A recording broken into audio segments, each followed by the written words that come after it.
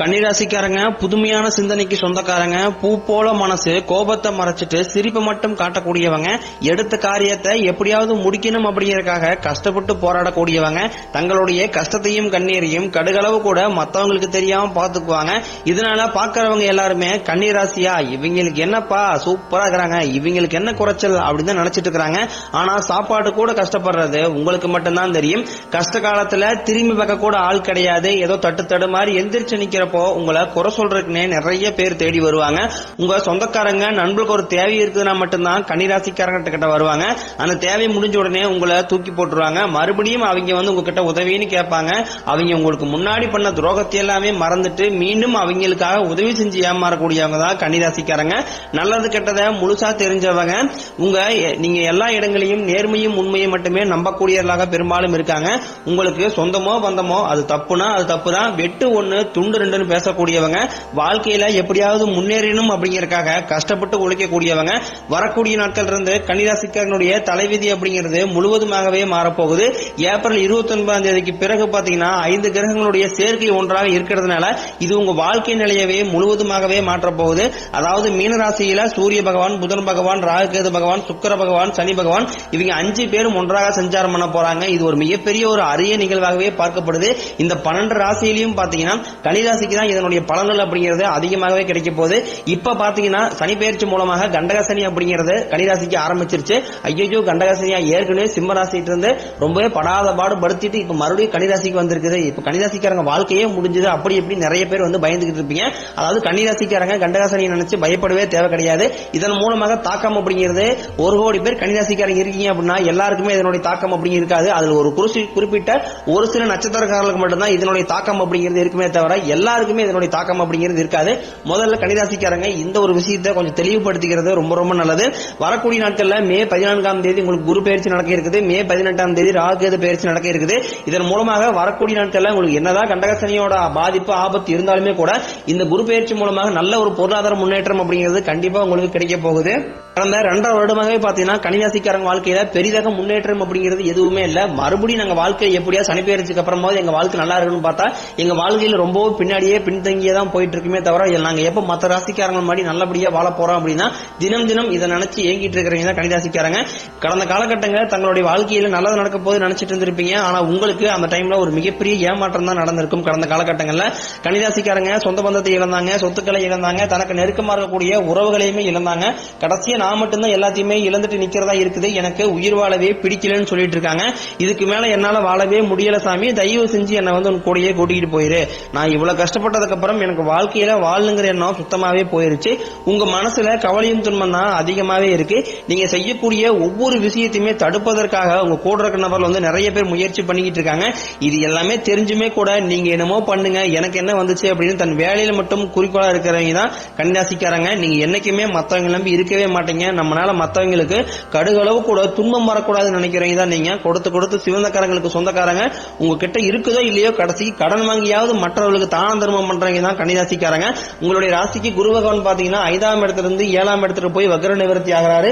இதனால வரக்கூடிய இந்த மே 14ஆம் தேதிக்கு பிறகு பாத்தீங்கன்னா உங்க வாழ்க்கையில் நல்ல ஒரு பொருளாதார முன்னேற்றம் அப்படிங்கிறது நிச்சயமா கிடைக்க போகுது. ஏன்னா கடந்த காலகட்டங்களில் அதாவது சனி பெயர்ச்சிக்கு முன்னாடி பாத்தீங்கன்னா நல்ல ஒரு வேலைங்கிறது கிடைச்சிருக்காது. ஏதோ கிடைக்கிற வேலைக்கு கிடைக்கிற சம்பளத்துக்காக குடும்ப வறுமைக்காக வேலைக்கு போயிட்டு இருந்திருப்பீங்க. இனி வரக்கூடிய நாட்கள்ல உங்க தகுதிக்கு ஏற்ப நல்ல வேலைங்கிறது நிச்சயமா கிடைக்கும். நீங்க ஒரு அரசாங்க வேலைக்கு ட்ரை பண்ணாலும் சரி, ஒரு ஐடி ஜாப்போ பிரைவேட் ஜாப்போ நீங்க எங்க வேலைக்கு ட்ரை பண்ணாலும் அந்த வேலை கண்டிப்பாக உங்களுக்கு 100% நீங்க எதிர்பார்த்த மாதிரி நல்ல ஒரு வேலை அப்படிங்கிறது நிச்சயமா உங்களுக்கு கிடைக்கும். சனி பகவானுடைய பார்வை உங்களுக்கு நேரடியாகவே இருக்குது. இதனால வருமானம் அப்படிங்கிறது பல வழிகளில் வரும். தொழிலில் லாபம் சற்று அதிகமாகவே கிடைக்கும். அரசியல்வாதிகளை பொறுத்த வரைக்கும் புதிய பொறுப்புகள், புதிய பதவிகள் எல்லாமே தானாகவே உங்களை சேரும்.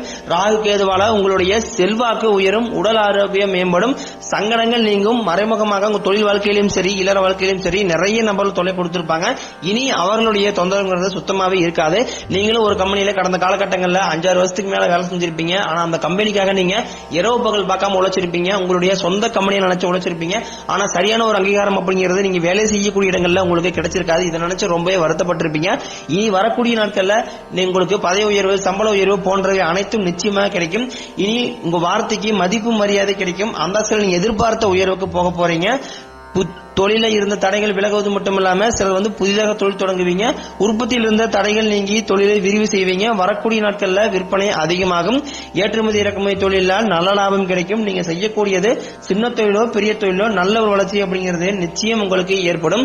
கடந்த காலகட்டங்களில் கன்னிராசிக்காரங்களுக்கு திருமண நிலை அப்படிங்கிறது ஏதாவது ஒரு வகையில தடைபட்டே போயிட்டு இருந்திருக்கும். ஏன்னா கன்னிராசி இருக்கக்கூடிய ஆண்களுக்கு தான் ரொம்ப ரொம்ப கஷ்டம். ஏன்னா பெண்கள் கூட ஏதாவது ஒரு வகையில திருமண நிலை அப்படிங்கிறது அடைஞ்சிருது. ஆனா ஆண்கள் தான் வயது 32, 35, 37 வயது வரைக்குமே நிறைய ஆண்களுக்கு திருமணம் பாக்கியம் அப்படிங்கிறது ஏதாவது ஒரு வகையில பிரச்சனை வந்துகிட்டு தான் இருக்குது.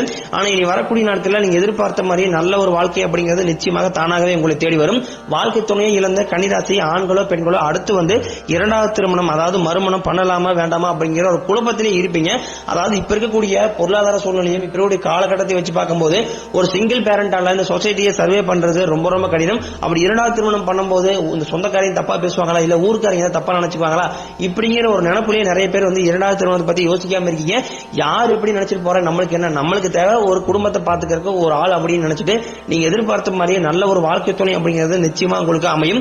குழந்தை பார்க்கறதுக்காக இயங்கியவர்களுக்கு நாங்களும் பாத்தீங்கன்னா சாமி மேரேஜ் ஆகி 4 வருஷம் ஆகுது, 5 வருஷம் ஆகுது, 8 வருஷம் ஆகுது, எங்களுக்கு பிள்ளை பேர் பாக்கியமே இல்ல சாமி, நாங்களும் போகாத கோயில் இல்ல, போகாத ஹாஸ்பிட்டல், பார்க்காத ட்ரீட்மெண்ட் கிடையாது, வாரத்துல 3 நாள் கோயிலுக்கு போய் சாமி வழிபாடு பண்ணிட்டு இருக்கேன், ஆனா எங்களுக்கு இன்னை வரைக்கும் பிள்ளை பேர் பாக்கியமே இல்லை அப்படின்னு நிறைய பேர் வருத்தப்பட்டு இருப்பீங்க.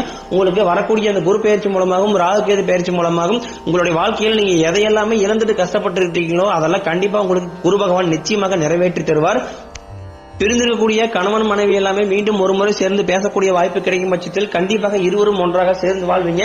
காதல் ராசினாவே அது கன்னிராசி தான். ஏன்னா கடந்த காலகட்டங்களில் காதல்ல அதிகமாக தோல்வியை சந்திச்ச ராசி அப்படின்னா அது கன்னிராசிக்காரங்க தான். என்னடா இது காதல் ராசிக்கு இப்படி ஒரு சோதனையா அப்படின்னு நிறைய கன்னிராசிக்காரங்க புலம்பிட்டு இருப்பீங்க.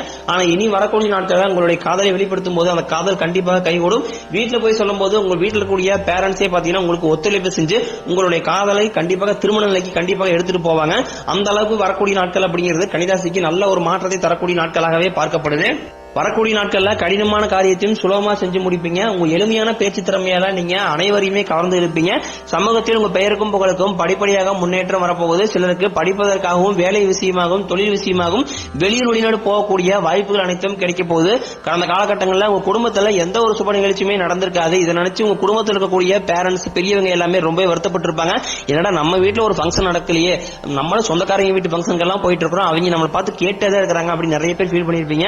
வரக்கூடிய நாட்கள்ல உங்க வீடுகளில் திருமணம் சீமந்தம் புதிதாக வீடு கட்ட ஆரம்பிப்பீங்க. கிரகப்பிரவேசம் போன்ற சுப நிகழ்ச்சி அனைத்தும் நடக்க போகுது. சிலருக்கு புதிதாக தொழில் தொடங்க முயற்சி பண்ணுவீங்க. அந்த முயற்சி எதிர்பார்த்த உதவிகள் நிச்சயம் கிடைக்கும்.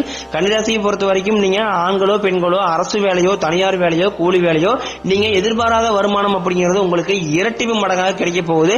வேலையில் இருந்த பிரச்சனை தடுமாற்றம் முழுவதும் அறிய போகுது. நீங்க கூலி வேலை செய்யறீங்களோ அல்லது 10 பேரை வச்சு வேலை வாங்குறீங்களோ வரக்கூடிய நாட்கள்ல கன்னிராசிக்காரங்க பேச்சில் மட்டும் கொஞ்சம் நிதானத்தை கடைபிடிப்பது ரொம்ப ரொம்ப நல்லது. இனி வரக்கூடிய நாட்கள்ல உங்களுடைய வளர்ச்சி அப்படிங்கிறது ஒரு மிகப்பெரிய ஒரு அசுர வளர்ச்சியாக இருக்க போது. உங்களுடைய நண்பர்களும் சொந்தக்காரங்களுமே பாத்தீங்கன்னா உங்க மீது வந்து பொறாமை கொள்ள போறாங்க. முடிஞ்ச அளவுக்கு வந்து எல்லா விஷயத்தையுமே கொஞ்சம் ரகசியமா வச்சுக்கிறது ரொம்ப ரொம்ப நல்லது. உங்க கூட இருக்கிற நபர்களே பாத்தீங்கன்னா என்னடா நம்ம கூடயே இருந்தா கன்னிராசிக்காரன் திடீர்னு பாத்தீங்கன்னா கார் வாங்கிட்டான், வீடு வாங்கிட்டான், சொத்து பத்து வாங்கி போட்டான், கல்யாணம் பண்ணிட்டான் அப்படின்னு உங்கள் மீது அதிகமாக வன்மத்தை செலுத்தக்கூடிய நபர்கள் வந்து விரைவில் வர போறாங்க. இவர்களிடம் மட்டும் கன்னிராசிக்காரங்க கொஞ்சம் பின்வாங்கி இருப்பது ரொம்ப ரொம்ப நல்லது. கடன் பிரச்சனை அப்படிங்கிறது கன்னிராசிக்காரங்களுக்கு இப்ப நீங்க போய் கேட்டீங்க அப்படின்னா குறைஞ்சபட்சம் ஒரு 5 லட்சம் கடன் சொல்லுவாங்க. எதற்காக இந்த 5 லட்சம் அப்படின்னு பாத்தீங்கன்னா ஒரு குடும்ப செலவுக்காகவும் ஒரு குழந்தைகளை படிக்க வைப்பதற்காகவும் வீடு கட்டுறதுக்காகவும் இந்த மாதிரி தொழிலுக்காக வந்து கடன் வாங்கியிருப்பாங்க. ஆடம்பரத்தை என்னைக்குமே கன்னிராசிக்காரங்க விரும்பவே மாட்டாங்க. ஆடம்பரத்தை விரும்புற மாதிரி இருந்தா இந்த 5 லட்சங்கிறது 10 லட்சமா கடனா மாறி இருக்கும். அதை விரும்பாதனால இவங்களுக்கு கடன் பிரச்சனை அப்படிங்கிறது கொஞ்சம் குறைவாகவே இருக்குது. கண்டிப்பாக இந்த 2025 முடிஞ்ச 2026 நீங்க அடியெடுத்து வைக்கும் போது உங்களுடைய கடன் பிரச்சனை ஒரு பைசா கடன் இல்லாம அனைத்து விதமான கடனையுமே கட்டி முடிக்கக்கூடிய அளவுக்கு உங்களுக்கு 2025 நல்ல ஒரு மாற்றத்தை கண்டிப்பாக நிச்சயமாக தரும். ஏன்னா குரு பயிற்சி மூலமாகவும் ராகுகேது பயிற்சி மூலமாகவும் நல்ல ஒரு பொருளாதார முன்னேற்றம் அப்படிங்கிறது வரக்கூடிய நாட்களிலே உங்களுக்கு இந்த மே மாதம் முதலே உங்களுக்கு நல்ல ஒரு முன்னேற்றத்தை கண்டிப்பாக நீங்க பார்க்க போறீங்க. ஏன்னா அந்த அளவுக்கு நல்ல ஒரு மாற்றம் அப்படிங்கிறது மே மாத தொடக்கத்திலிருந்தே உங்களுக்கு நிச்சயமாக வரப்போகுது. முடிஞ்ச அளவுக்கு வந்து எல்லா விஷயத்தையுமே கொஞ்சம் ரகசியமா வச்சுக்கிறது ரொம்ப ரொம்ப நல்லது. ஏன்னா எதையுமே வந்து கன்னிராசிக்காரங்க ஓப்பனா பேசிடுவீங்க. ஒரு குடும்பத்துல ஒரு பிரச்சனை வருது அப்படின்னா அது குறிப்பாக வந்து உங்களால உங்க மனைவியால வராது. ஒரு தேவையில்லாத ஒரு 3வது நபர் வந்து உங்க குடும்ப வாழ்க்கையை தலையிடும் போது அது மிகப்பெரிய சண்டையும் பிரச்சனையும் கொண்டு வந்து விட்டுருது. முடிஞ்ச அளவுக்கு தேவையில்லாத நபர்கள் வந்து உங்களுடைய வாழ்க்கையை தலையிடாம பாத்துக்கிறது ரொம்ப ரொம்ப நல்லது. இது நாள் வரைக்கும் கைக்கு வந்து தங்கியிருக்காது, நல்லதுங்கிறது நடந்திருக்காது, எல்லாத்தையுமே நீங்க ஒரு பிரச்சனையோடு சந்திச்சுட்டு இருந்திருப்பீங்க. இனிமேல் அந்த தடைகள் அப்படிங்கிறது உங்க வாழ்க்கையில முழுவதுமாகவே இருக்காது.